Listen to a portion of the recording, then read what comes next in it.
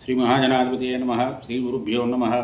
శుక్లాంబరధరం విష్ణుం శశివర్ణం చతుర్భుజం ప్రసన్నవదనం ధ్యాయేత్ సర్వవిఘ్నోపశాంతయే. అజానన పద్మార్కం గజానన మహర్నిశం అనేకదం తం భక్తానాం ఏకదం తముపాస్మహే. గురవే సర్వలోకానాం విషజే భవరోగిణాం నిధయే సర్వవిద్యానాం దక్షిణామూర్తయే నమః. జ్ఞానానందమయం దేవం నిర్మలస్ఫటికాకృతిం ఆధారం సర్వవిద్యానాం హయగ్రీవముపాస్మహే. శృతిస్మృతిపురాణానాం ఆలయం కరుణాలయం నమామి భగవత్పాదశంకరం లోకశంకరం. విశ్వేశం మాధవం డుండిం దండపాణిం చ భైరవం వందే కాశీం గుహాం గంగాం భవానీం మణిగణికాం.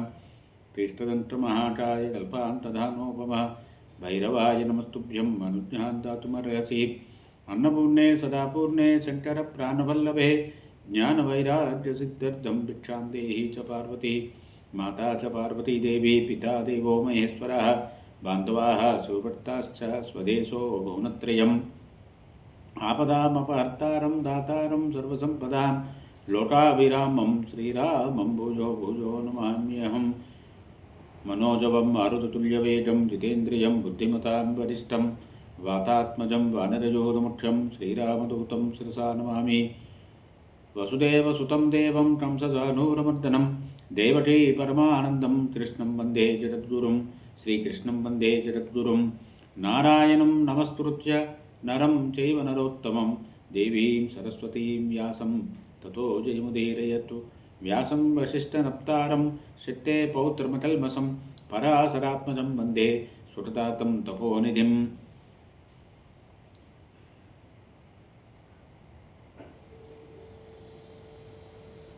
ధర్మరాజు సభాభవనంలో ఉన్నాడు. ఆ సమయంలో అర్జునుడు ధర్మరాజు దగ్గరకు వచ్చి తన మనోభిష్టాన్ని తెలియజేశాడు.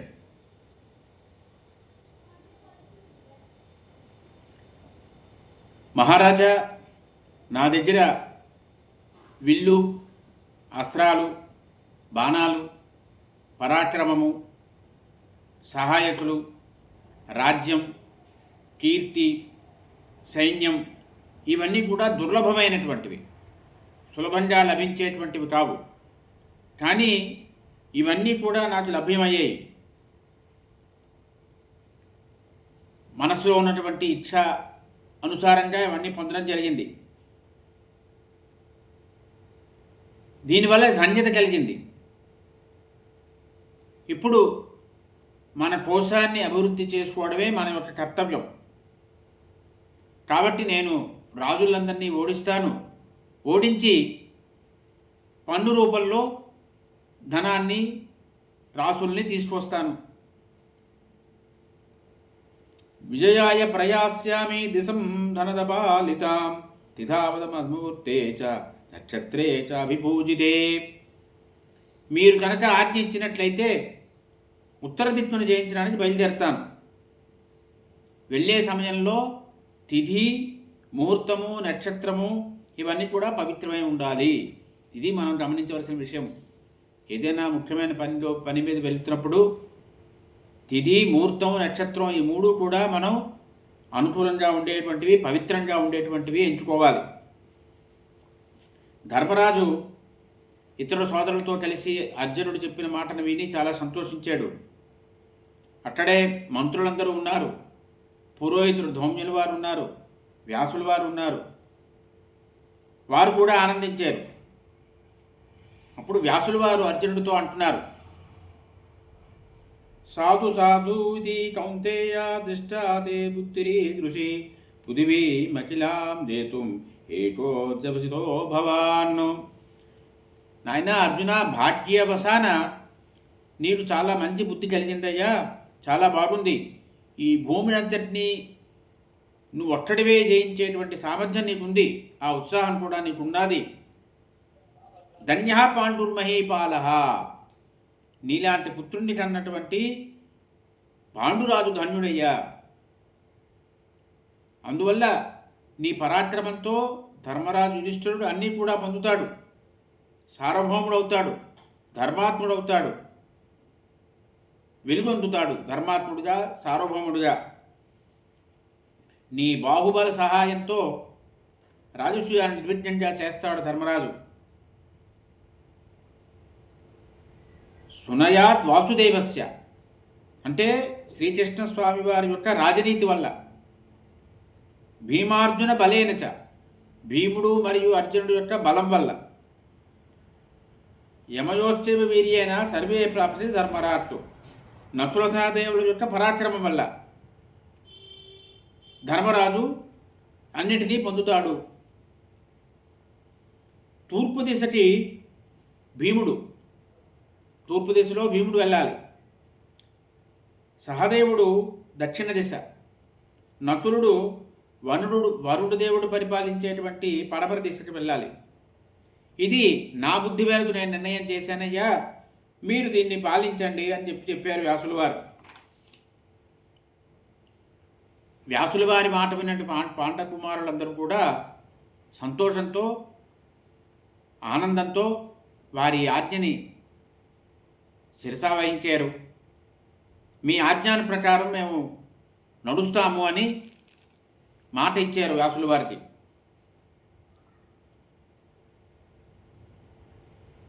బ్రాహ్మణుల యొక్క స్వస్తివాచనాలు తీసుకున్నారు, ఆశీర్వచనాలు తీసుకున్నారు. తీసుకొని జయత్రి యాత్ర వెళ్ళండి అని చెప్పాడు ధర్మరాజు. విజయం తథ్యం నీకు తప్పకుండా లభిస్తుందయ్యా, నీ కోరిక తీరుతుంది అని ధర్మరాజు ఆజ్ఞ ఇచ్చిన తర్వాత,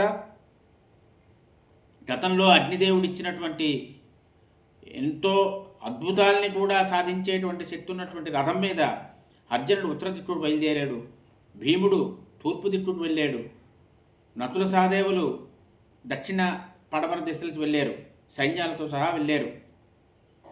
అర్జునుడు, భీముడు, నకుల సహదేవులు కూడా వారు వెళ్ళిన దిక్కుల్లో విజయాన్ని సాధించి వచ్చారు. ధర్మరాజు రాజ్యలక్ష్మిని అనుభవిస్తున్నాడు, ఖాండవప్రస్థంలో నివసిస్తున్నాడు. ఈ విషయం విన్నటువంటి జనమేజయుడు, స్వామి ఈ నలుగురు పాండు కుమారులు కూడా 4 దిక్కుల్లోని దిగ్విజయాన్ని సాధించారనే విషయం చాలా క్లుప్తంగా చెప్పారు, మీరు మరింత విపులంగా తెలియజేయండి అని కోరాడు. ధనంజయస్య పక్షామి విజయం పూర్వమే వచ యోగపద్యేన సపాదైర్హి విజితేయం వసుంధరా.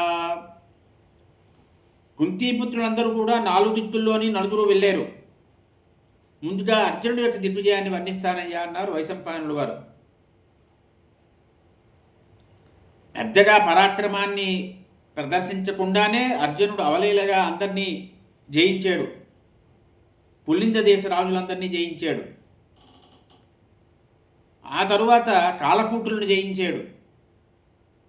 సుమండల దేశంతో స్నేహం చేస్తున్నాడు.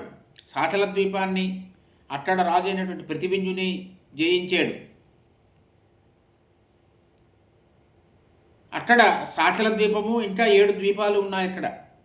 అక్కడున్న రాజులందరూ కూడా యుద్ధం చేశారు అర్జునుడితో. వారందరినీ వశపరుచుకున్నాడు అర్జునుడు.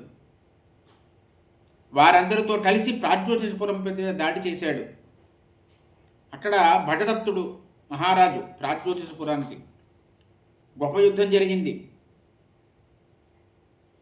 ఈ 8 రోజులు యుద్ధం చేశారు భటదత్తుడు, అర్జునుడు.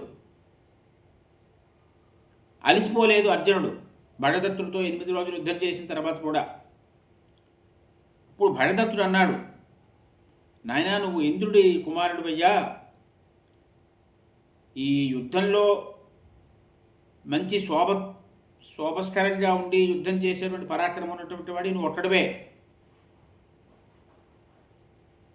నీకు ఉన్నటువంటి బలం కానీ పరాక్రమం కానీ నీలోనే ఉన్నాయి. నేను దేవతల రాజు అయినటువంటి ఇంద్రుడి యొక్క స్నేహితుణ్ణి. యుద్ధంలో ఇంద్రుడితో ఏమాత్రము తక్కువ స్థాయి వాడిని కాదు నేను. అయినప్పటికీ నీ ఎదురుగా యుద్ధం చేయలేకపోతున్నాను నేను. నీ ఎదురుగా నిలవలేకపోతున్నాను యుద్ధరంగంలో నేను. కాబట్టి నీ కోరిక తెలియజేయి, నేను నీ కోరిక తీరుస్తాను అని చెప్పి వాత్సల్యంతో మాట్లాడే భగదత్తుడు. అప్పుడు అర్జునుడు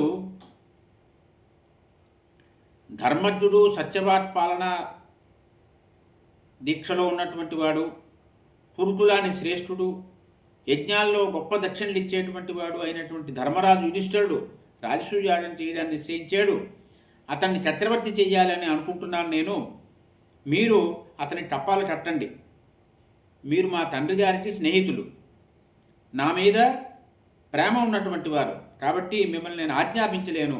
ఒక ప్రేమభావంతో పన్ను కట్టండి అని కోరాడు అర్జునుడు. అంటే ఎంత సంస్కారవంతంగా మాట్లాడతాడో అర్జునుడు మనల్ని చూసి నేర్చుకోవాలి.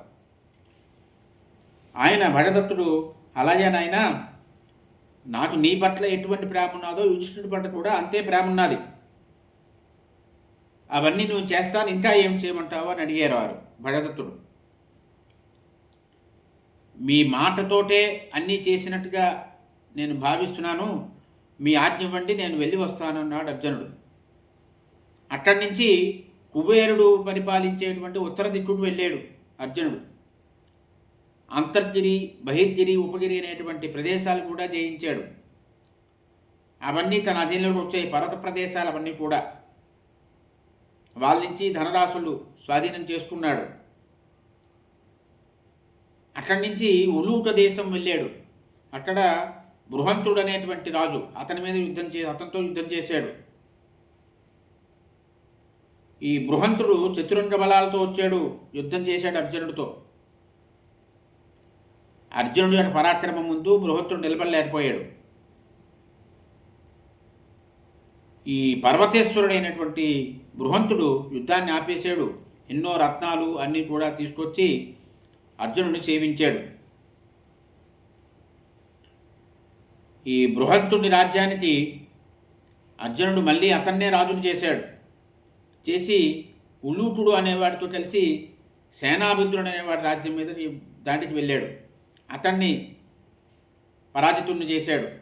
అక్కడి నుంచి మోదాపురము, వామదేవం, సుధామ్నం, సుసంతులం అనేటువంటి ఉలూట దేశపు ఉత్తర ప్రాంతాలు ఇవన్నీ కూడా అక్కడికి వెళ్ళి అక్కడున్న రాజులందరినీ వశపరుచుకున్నాడు. తాను అక్కడే ఉండి పంచజన దేశాలన్నీ కూడా జయించాడు సేనని పంపించి. అక్కడి నుంచి ఈ సేనాభిద్రుడు అనేటువంటి వాడి రాజు ఉన్నాడు. అతని రాజధాని ఉంది దేవప్రస్థం. అక్కడికి వెళ్ళి అక్కడ శిబిరం ఏర్పాటు చేసుకున్నాడు. అక్కడ పౌరవ దేశాధిపతితో యుద్ధం చేశాడు. వీరందరినీ ఓడించాడు.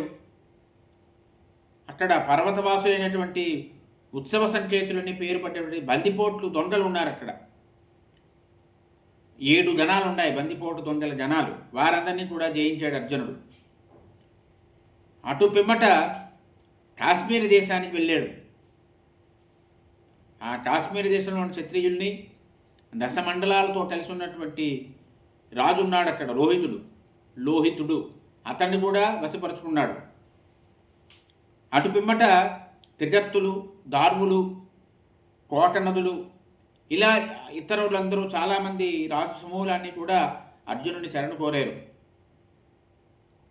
అక్కడి నుంచి అభిసారి నగరాన్ని వశపరుచుకున్నాడు. రోచమానుడు అనేవాడు ఉన్నాడు, ఉరగావాసి అయినటువంటి రాజు, అతన్ని వశపరుచుకున్నాడు.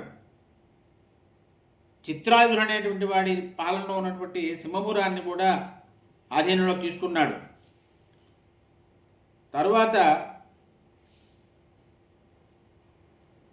బాల్యకులందరినీ వశపరుచుకున్నాడు.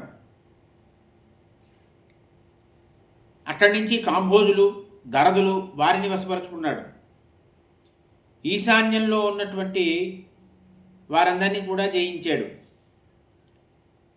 లోహ, పరమకాంభోజ, ఋషిక, ఈ ఉత్తర దేశాలన్నింటినీ కూడా ఒకేసారి జయించాడు. భయంకరమైనటువంటి యుద్ధం జరిగింది ఋషిక దేశంలో. ఋషులందరినీ కూడా జయించాడు. అక్కడ వాళ్ళు ఇతనికి ఆకుపచ్చని రంగు ఉన్నటువంటి 8 గుర్రాల్ని బహుమతిగా ఇచ్చారు. చిలుక పట్టల్లా ఉంటాయి అన్నమాట అవి. అటువంటి రంగులో ఉన్నటువంటివి. తర్వాత నెమలి రంగు ఉన్నటువంటి గుర్రాలను కూడా అతడు పన్నుగా పొందాడు వాళ్ళందరి నుంచి. అక్కడి నుంచి హిమవంతుణ్ణి, నిష్ఠుడి దేశాధిపతిని వీళ్ళందరినీ గెలిచాడు. అక్కడ ధవళగిరి మీద ఒక శిబిరాన్ని ఏర్పాటు చేసుకున్నాడు. శ్వేతపర్వతాన్ని దాటాడు. అక్కడ ద్రుమపుత్రుడు అనేవాడు ఉన్నాడు. అతని రక్షణలో కింపురుష నివాసం ఉంది. అక్కడికి చేరుకున్నాడు. అక్కడ జయం సాధించాడు. కిన్నర దేశాన్ని జయించాడు. హాటక దేశం జయించాడు. అక్కడి నుంచి మానస సరోవర ప్రాంతానికి వెళ్ళాడు. అక్కడ ఋషుల పేర్లతో ప్రవహిస్తున్నటువంటి ప్రముఖమైనటువంటి ప్రవాహాలన్నీ చూశాడు. అక్కడ హాటక దేశం అని ఉంది. ఆ హాటక దేశంలో సమీపంలోనే గంధర్వులందరూ ఉన్నారు. వారందరినీ జయించాడు. గంధర్వ దేశాల నుంచి ముందుకు వెళ్ళాడు. తిత్తరి, కల్మాష, మండూకము అనే పేరున్నటువంటి గుర్రాల్ని కప్పంగా పొందాడు. అక్కడి నుంచి హేమకూట పర్వతం మీద విడిది చేశాడు. ఈ హేమకూట పర్వతాన్ని దాటి హరివర్షం అనే ప్రాంతానికి వెళ్ళాడు. అక్కడ మంచి సుందరమైన నగరాలు, వనాలు, జలాలు, నదులు అన్నీ చూశాడు. అక్కడ పురుషులందరూ ఎలా ఉన్నారంటే దేవతల్లా ఉన్నారు, తేజోవంతులై ఉన్నారు. చాలా ప్రసన్నత కలిగింది అర్జునుడికి వారందరినీ చూడగానే. ఈ హరివర్ష దేశాలన్నీ కూడా వశపరుచుకున్నాడు. రత్నాలు, రాసులన్నీ పొందాడు. నిషధ పర్వతంపైకి వెళ్ళాడు. అక్కడ ఉన్నటువంటి జయించాడు. అక్కడి నుంచి వృతవర్షాన్ని చేరుకున్నాడు. అది ఈ వృతవర్షం అనేది జంబూ ద్వీపంలో మధ్య భాగంలో ఉన్నటువంటిది. అక్కడ దివ్య పురుషులందరూ కనిపించారు. అతనికి దేవతల్లా ఉన్నారు వాళ్ళందరూ కూడా. ఎప్పుడూ కూడా అర్జునుడు ఇంతవరకు అటువంటి దివ్య పురుషుల్ని చూడలేదు. స్త్రీలందరూ కూడా అప్సరస స్త్రీల్లా ఉన్నారు. ఈ రకంగా అర్జునుడు వెళ్తున్నాడు. వారి నుంచి వస్త్రాలు, రత్నాలు అన్నీ కానుకలుగా పొందాడు. ఇంకా అక్కడి నుంచి ఉత్తర దిక్కుకు వెళ్ళాడు. అక్కడ మేరు పర్వతాన్ని చూశాడు. సదర్శ మహామేరుం శిఖరానాం ప్రభుం మహత్తు. పర్వతాలకి నాయకుడు మేరు పర్వతం. ఆ గిరి శ్రేష్టమైనటువంటి మేరు పర్వతాన్ని దర్శనం చేసుకున్నాడు. ఎలా ఉంది మేరు పర్వతం అంటే తం కాంచనమయం దివ్యం చతుర్వర్ణం దురాసదం. బంగారు మయంగా ఉన్నది. 4 రంగులతో ప్రకాశిస్తూ ఉంటుంది. అక్కడికి వెళ్ళడమే చాలా కష్టం అన్నమాట. 1,00,000 యోజనాల పొడుగు ఉంటుంది అది. సూర్యుడి తేజస్సు కూడా తిరస్కరించే స్థాయిలో ఉంటుంది మేరు పర్వతం. సువర్ణ పర్వతాలు ఉన్నాయి, దివ్య పర్వతాలు ఉన్నాయి. అక్కడ దేవతలు, గంధర్వులు అందరూ నివాసం చేస్తూ ఉంటారు. సిద్ధులు, చారణులు ఎప్పుడూ అక్కడ విహరిస్తూ ఉంటారు. ఎల్లవేళలోని కూడా ఫల సమృద్ధి కలుగుతూ ఉంటుంది అక్కడ. పుష్ప సమృద్ధి కలుగుతూ ఉంటుంది అక్కడ. ఆ ఎత్తు ఎంత అంటే ఎత్తు ఎవరు కూడా చెప్పలేట. అధర్మంతో జీవించేటువంటి వారు అక్కడికి ప్రవేశించలేరు. ధర్మపరాయణులు మాత్రమే అక్కడికి చేరుకోగలుగుతారు. మహాభయంకరమైనటువంటి సర్పాలన్నీ ఉంటాయి మేరు పర్వత ప్రాంతంలో. దివ్య ఔషధాలన్నీ ఉంటాయి అక్కడ. ఎలా ఉంటుందయ్యా అంటే ఈ మేరు పర్వతం తన శిఖరాలతో స్వర్గాన్ని తాకుతూ ఉంటుంది. అల్పులైన వారు ఎప్పుడూ కూడా అక్కడికి ఆ దరిదాపులకు వెళ్ళలేరు. నదులున్నాయి, చెట్లున్నాయి. ఇవన్నీ కూడా ఆ మేరు పర్వతం యొక్క శోభని ఇనుమడింపజేస్తూ ఉన్నాయి. పక్షులు కిలకిలారావాలు ఉంటాయి. ఒక్కసారి మనస్సు ఆనందంతో నిండింది అర్జునుడికి మేరు పర్వతాన్ని చూసిన తర్వాత. 4 వైపులా ఈ మేరు పర్వతానికి 4 వైపులా కూడా మండలాకారంలో ఇలావృత వర్షం వ్యాపించున్నది. ఈ మేరు కుడి భాగంలో జంబువు అనే వృక్షం ఉంది. ఎప్పుడూ కూడా ఈ జంబువు అనే వృక్షము ఫలాలతోటి, పుష్పాలతోటి ఉంటుంది. సిద్ధులు, చారణులందరూ కూడా ఆ వృక్షాన్ని సేవిస్తూ ఉంటారు. ఈ జంబు వృక్షం యొక్క కొమ్మలు స్వర్గం దాకా వ్యాపించుంటాయి. ఆ చెట్టు కొమ్మలు ఆ రకంగా వ్యాపించి ఉన్నాయి కాబట్టే ఆ ద్వీపానికి జంబూ ద్వీపము అని పేరు వచ్చింది. ఈ అర్జునుడు ఈ జంబూ వృక్షాన్ని చూశాడు. ఈ జంబూ ద్వీపం కానీ, మేరు పర్వతం కానీ ఇవన్నీ కూడా భూమి మీద సాటి లేనటువంటివి. ఒక్కసారి ఆనందం పొందాడు. ఆనందం పొందినటువంటి అర్జునుడికి సిద్ధులు, చారణులు అందరూ కూడా ఎన్నో కానుకలు ఇచ్చారు. రత్నాలు, వస్త్రాలు, అలంకారాలు అన్నీ ఇచ్చారు. వెంటనే వారందరికీ కూడా అర్జునుడు చాలా గౌరవ సూచకంగా తన అన్న అయినటువంటి ధర్మరాజు సంకల్పించినటువంటి రాజసూయాగం గురించి చెప్పి అక్కడి నుంచి బయలుదేరడానికి సిద్ధపడ్డాడు. అక్కడ మేరు ప్రదక్షిణం కృత్వా పర్వత ప్రపరం ప్రభు, ఈ మేరు పర్వతానికి ప్రదక్షిణ చేశాడు అర్జునుడు. చేసి జంబూ నది తీరాన్ని, ఎక్కడే జంబూ నది ఉంది, జంబూ నది తీరాన్ని చేరుకున్నాడు. ఆ దివ్య నదీ జలం వల్ల ఆ జంబూ వృక్షాలన్నీ కూడా మంచి మధురమైనటువంటి ఫలాలను ఇస్తున్నాయి. బంగారు రంగులో ఉన్నటువంటి పక్షులు చూశాడు అక్కడ. ఆ నది జలం కూడా బంగారు రంగులోనే ప్రకాశిస్తున్నది. అక్కడ ఇసురు తిన్నెలు ఉన్నాయి, బురద ఉన్నది, ఇసుక ఉన్నది, ఇవన్నీ బంగారు రంగులోనే ఉన్నాయి. అంతా స్వర్ణమయం అన్నమాట. అంతా బంగారుమయంగా ఉంది వేరు పర్వత ప్రాంతం. అక్కడక్కడ బంగారు పుష్పాలు ఉన్నాయి, బంగారు పద్మాలు ఉన్నాయి, బంగారు కలువలు ఉన్నాయి. అంతా బంగారు రంగు చెట్లతో వ్యాపించున్నది జంబూద్వీప ప్రాంతం అంతా కూడా. బంగారు మెట్లున్నాయి ఆ నదికి, నిర్మలమైనటువంటి మనులున్నాయి. ఎప్పుడూ నృత్యము, గీతము అక్కడ జరుగుతూ ఉంటాయి. బంగారు మంటపాలు ఉన్నాయి. ఇది ఇంతవరకు చూడనటువంటి ఆ నదిని చూశాడు అర్జునుడు. చాలా ఆనందించాడు. అక్కడ అప్సరస స్త్రీలతో సమానమైనటువంటి అందం ఉన్నటువంటి వనితలందరూ అక్కడ, స్త్రీలందరూ విహరిస్తున్నారు. వారికి ఆహారం ఏమిటయ్యా అంటే జంబూ నదీ జలాలే వారికి ఆహారము. వారు ఎప్పుడూ ఆనందంలో ఉంటారు, సుఖంలో ఉంటారు. వారందరూ కూడా అర్జునుడికి విలువైనటువంటి కానుకల్ని సమర్పించేశారు.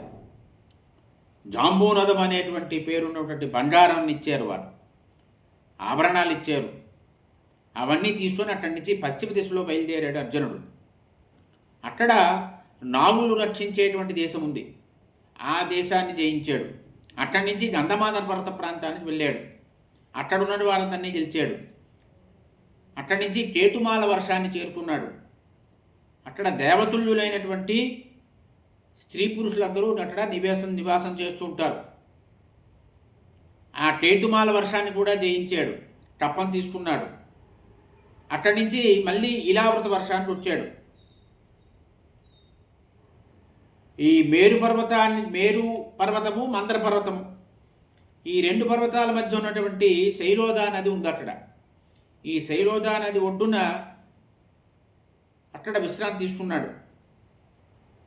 అక్కడ అనేక జాతుల వారు ఉన్నారు. కస, జుష, సజ్జోత, ప్రభోష, దీర్ఘవేణిక, పసుప, పరతంజన, తంజన అనేటువంటి జాతుల వారందరూ ఉన్నారు. వారందరినీ ఓడించాడు. అక్కడి నుంచి మాల్యబంధ పర్వత ప్రాంతానికి వెళ్ళాడు. ఆ మాల్యబంధ పర్వతాన్ని దాటి భద్రాశ్వ వర్షాన్ని చేరుకున్నాడు. అది స్వర్గంతో సమానంగా ఉన్నది. అది అక్కడ దేవతలందరూ కూడా, దేవతలతో సమానమైన పురుషులందరూ సంచరిస్తున్నారు అక్కడ. వారందరినీ అదుపులో తీసుకున్నాడు. వారందరూ కప్పం కట్టారు. అసంఖ్యాకమైన రత్నాలు అన్నీ కూడా తీసుకొని నీలపర్వతం వైపు వెళ్ళాడు. ఈ నీలపర్వతాన్ని దాటాడు. అక్కడ రమ్యక వర్షం ఉన్నది. రమ్యక వర్షంలో ప్రవేశించాడు. అక్కడి నుంచి భూయక రక్షితమైనటువంటి ప్రదేశాలు ఉన్నాయి. అవన్నీ తన అధీనంలో తీసుకున్నాడు. బంగారు రంగులో ఉన్నటువంటి మృగాలు ఉన్నాయి అక్కడ. అంటే మనకి రామాయణంలో బంగారు వర్ణంలో లేడున్నది అంటే అది అవాస్తవం కాదు. బంగారు రంగులో ఉన్నటువంటి మృగాల్ని అర్జునుడు ఉత్తర దిశలో చూశాడు అని భారతంలో మనకు చెప్తున్న విషయం. ఇలాగా గంధర్వ రక్షిత ప్రదేశాన్ని చేరుకున్నాడు. వారందరూ తన అధీనంలోకి వచ్చారు. అక్కడ ధవళగిరి పర్వతాన్ని దాటాడు. దాటి హిరణ్యకము అనేటువంటి వర్షం ఉంది అక్కడ, హిరణ్యక వర్షం అని, అక్కడ చేరుకున్నాడు. అక్కడ ఎలా ఉన్నాడు అర్జునుడు అంటే, శ్వేతాసురుడైన అర్జునుడు నక్షత్రాల మధ్య వెలుగుతున్నటువంటి చంద్రుడిలా ఉన్నాడు. ఈ హిరణ్యకవర్ష రాజమార్గాల్లో నడుస్తున్నాడు. అక్కడ మేడల మీద నిలబడినట్టు రాజస్త్రీలందరూ కూడా, సుందర స్త్రీలందరూ కూడా చాలా ఆసక్తితో చూశారు. అర్జునుడి యొక్క కీర్తి వారందరికీ తెలుసును. అప్పటికే వారందరికీ ఎలా కనిపించాడంటే, సత్యభాన్ విశ్వమేనిరే, దేవసేనాధిపతి అయిన కార్తికేయుల్లా కనిపించాడు అర్జునుడు. అక్కడ అంటే సుబ్రహ్మణ్య స్వామి వారిలా కనిపించాడు.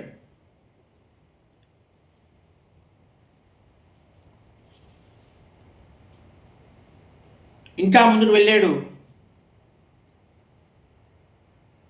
స్త్రీలందరూ కూడా మాట్లాడుకుంటున్నారు, ఇతని గుణగానం చేస్తున్నారు.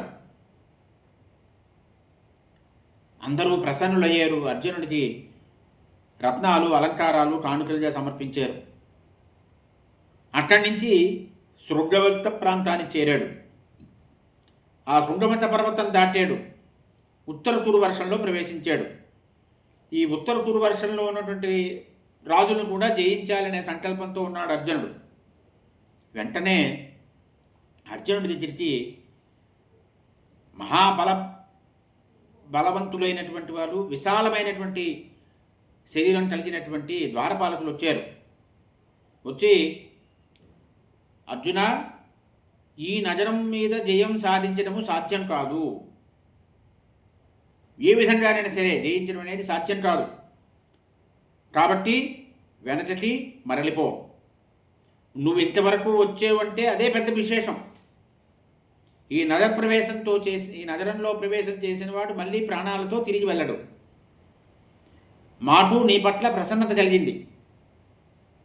ఇక్కడ నీకు జయించదగినటువంటి వస్తువు కూడా ఏది కనపడదు. ఇక్కడ యుద్ధానికి అవకాశం లేదు. దీనిలోకి నువ్వు ప్రవేశించినా నువ్వేమీ చూడలేవు. ఎందువల్లంటే మానవ శరీరంతో ప్రవేశిస్తే నువ్వేమీ చూడలేవు. అక్కడ దివ్య శరీర ధారణ చేస్తేనే అక్కడ అన్నీ కనిపిస్తాయి. కాబట్టి నువ్వు యుద్ధాన్ని విడిచిపెట్టు. ఇంకేదైనా పని చేయాలనుకుంటే చెప్పు, మేము నీవేమి కోరితే అది చేస్తాం. యుద్ధం మాత్రం కాదు అని చెప్పారు. వెంటనే అర్జునుడు, తసత్తానబ్రవీద్ రాజన్ను అర్జున ప్రసన్నివ పార్థిభక్తం చికీర్షామి ధర్మరాజస్య ధీమతః. చాలా నవ్వుతూ, ఎక్కడా కోపటించుకోలేదు అర్జునుడు. సమయానికి తగిన విధంగా మాట్లాడతాడు, సంస్కారవంతుడు. నవ్వుతూ మాట్లాడాడు, నేను బుద్ధిమంతుణ్ణి. నా సోదరుడైనటువంటి ధర్మరాజు గారిని ఈ భూమండలానికి అంతటి చక్రవర్తిని చేయాలనే సంకల్పం చేశాను నేను. నపవేక్షామి నో దేవం విరుద్ధం యది మానుషై యుధిష్ఠాయ చుట్టూ కరపణ్యం ప్రతీయతాం. మానవులు ఇందులో ప్రవేశించడానికి అవకాశం లేదన్నారు కాబట్టి నేను ఇందులో ప్రవేశించను. ఈ దేశంలో కొంత ధనాన్ని సమర్పించండి యుధిష్ఠిరుడికి పన్ను రూపంలో అన్నాడు. వెంటనే వారు దివ్యాస్త్రాలు, దివ్యాభరణాలు, నారబట్టలు అన్నీ కూడా అతనికి ఇచ్చారు. అంటే నారబట్టలు అంటే ఇక్కడ ఏమన్నారంటే క్షోమాదినాని దివ్యాని అన్నారు. క్షుమ అంటే నల్ల అవిసి చెట్టు అన్నమాట. నల్లటి అవిసి చెట్టుతో పలచని నారతో చేసేటువంటి వస్త్రాలు క్షౌమ వస్త్రాలు, అవి నారబట్టలు, అవి సమర్పణ చేశారు. ఈ రకంగా అర్జునుడు రాజుల్ని, దొంగల్ని అందరినీ కూడా ఓడించాడు. ఉత్తర దిక్కు పూర్తిగా వశం చేసుకొని ఆ రాజ్యాల్లో వారందరూ కూడా కప్పం చెల్లించేటట్టుగా ఒప్పింపు చేసి వారందరినీ ఆ రాజ్యాల్లో స్థాపన చేసి అక్కడ వారు సమర్పించినటువంటి అన్నింటి తీసుకొని అర్జునుడు విజయోత్సాహంతో ఇంద్రప్రస్థ నగరాన్ని చేరుకున్నాడు. ఆ తెచ్చినటువంటి కానుకల్ని, ధనరాశుల్ని అన్నీ కూడా అన్నగారైన ధర్మరాజు గారికి సమర్పణ చేశాడు. అన్నగారి ఆజ్ఞ తీసుకొని తన భవనానికి చేరుకున్నాడు. ఈ రకంగా అర్జునుడు ఉత్తర దిక్కులో దిగ్విజయ యాత్ర చేశాడు. స్వస్తి.